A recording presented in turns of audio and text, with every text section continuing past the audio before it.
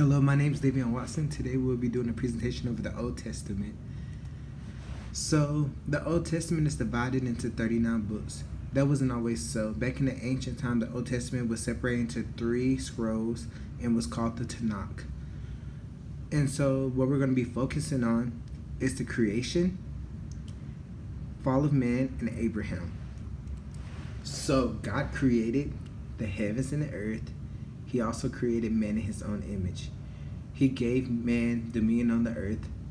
He also gave man and woman the ability to name and give to the animals. He also created humans for intimacy and for them to be obedient.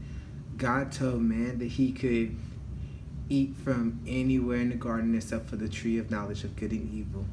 However, unfortunately, they get deceived into a serpent and end up eating from the very tree that God told them not to.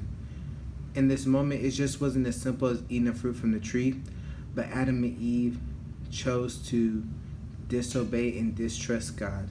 They chose to define good and evil for themselves, and so God gives them over to their own desires and curses them, but promises that he will redeem them.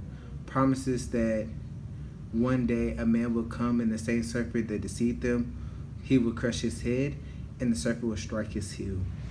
So as we continue, we can see that a lot of things end up happening. A lot of evil end up coming into the world, like Cain killing Abel, and then a whole bunch of evil wreaking the earth to the point where God has to flood the earth. And after that, we will see Abraham come into the picture.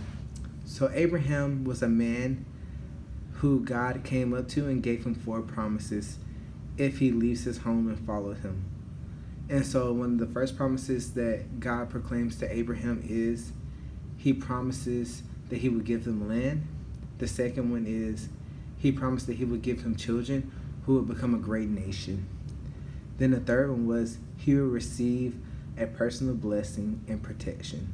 Then the fourth was the world would be blessed through him. So Abraham is faithful. He goes to follow God. However, he is getting very angsty and impatient because he's old.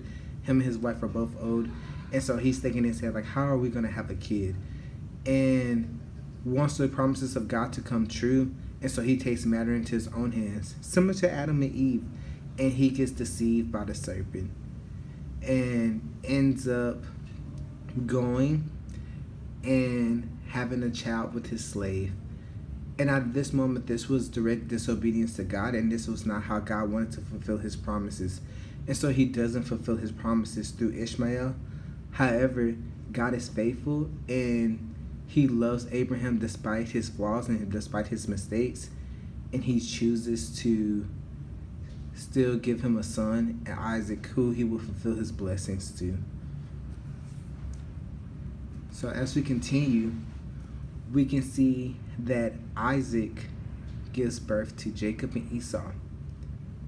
They wreak havoc over each other, like Jacob is deceiving Esau to give him his birthright. And Jacob ends up having 12 sons, which later these 12 sons is no better. Like, they end up selling one of their own brothers into slavery because they're jealous of him. And so the Israelites, later on in history, are in Egypt and they're slaves there. And then God uses Moses to free the Israelites because he hears the cry of his people.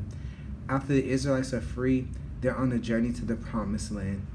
And from here on to the end of the Old Testament, we will see a continuation of them being tricked by the serpent, them remaining in a cycle of evil and distrusting God continues all throughout the rest of the book. So I bet you wonder, like, what's the hope in this? And the Old Testament sounds sad. However, you see God's faithfulness throughout the Old Testament. You see God's character throughout the Old Testament. And he has never forsaken Israel.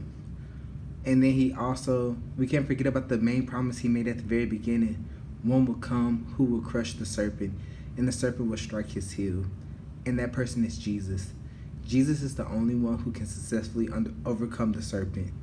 And through him, we can overcome death and evil. The Old Testament is also a reminder of how God keeps his promises. He fulfilled all Abraham's promises.